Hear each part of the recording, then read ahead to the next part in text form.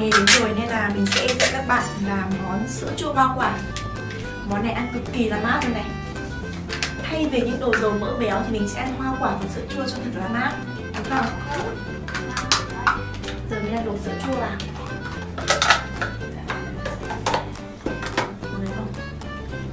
Một cái hộp bự như này rất là ngon luôn.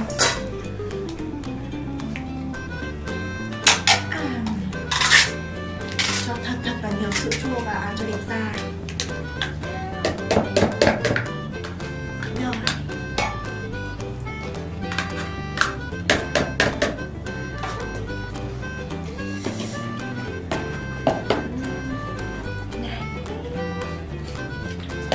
Thấy không?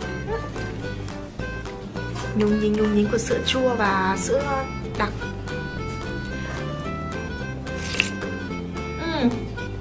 Ngon lắm.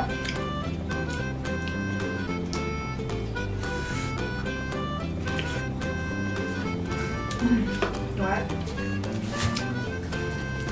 Cho một chút sữa bò vào cho nó thơm.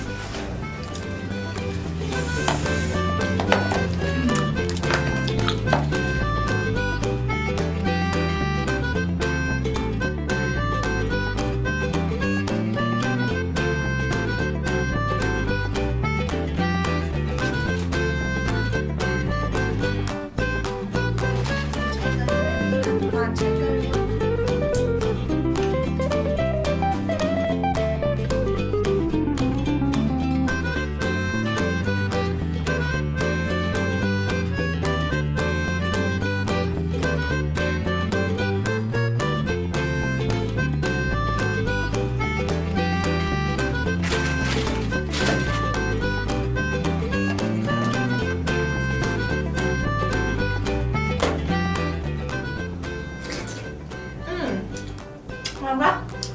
Mùa hè đã ăn cái đống này thôi rồi. Thấy không? Đây là món sữa chua hoa quả mà do chính tay mình làm. Rất là ngon luôn. Mình thiếu gì nhỉ?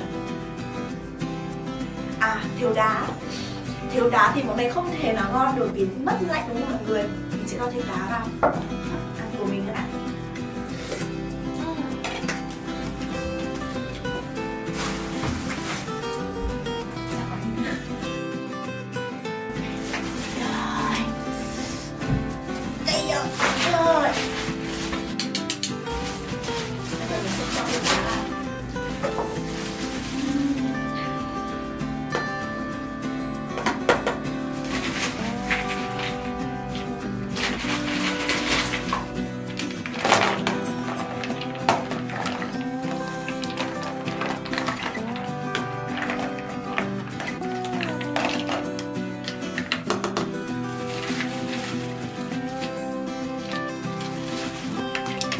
Sữa trời trưa nóng bức mà được ăn một hộp sữa chua hoa quả do chính tay mình làm này và điều gì tuyệt vời hơn nữa đúng không?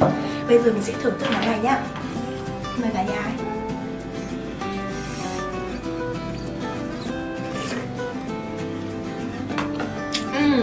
Ngon quá. Vị ngậy béo béo của sữa này, vị chua của sữa chua và mùi rất là thơm cũng như rất là nhiều hương vị của trái cây mà mình đã cho vào, cộng thêm chút dẻo dai dai của thạch nữa này.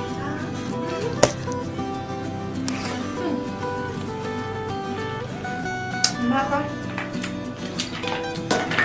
Vừa hè mà ăn cái chỗ này ha, thứ nhất là vừa giảm cân được, thứ hai là vừa tốt cho sức khỏe nữa, thanh nhiệt giải nóng trong ngày hè.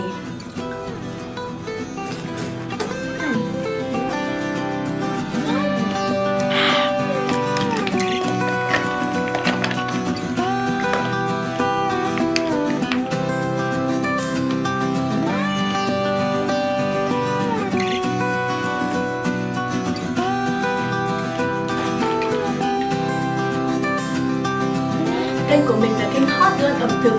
Để theo dõi những sản phẩm của mình, mọi người nhớ ấn like and subscribe, đồng thời tích vào cái chuông ở dưới để theo dõi những sản phẩm của mình nha. Bye bye.